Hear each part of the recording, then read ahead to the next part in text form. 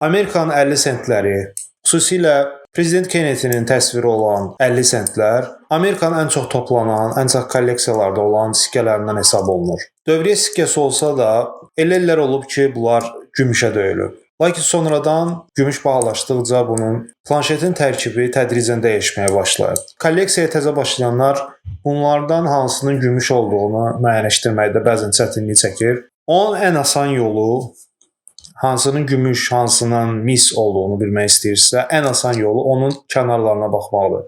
Mis olan variantlarda sendviç formatı olduğu üçün orta xalis mis, alt və üst təbəqələr mis nikel qatqısı. Ona görə onun kənarında təzəcə mis rəngində narıncı, solduqda isə tədricən qəhvəyi rəng almış bir zolaq olur. Gümüşdə isə bu zolaq gözə dəymir. Ona görə onların kənarını belə tutanda dərhal gümüşü seçmək olur. İndiki halda bizdə 1964-cü ilin 50 senti 90% gümüşdür.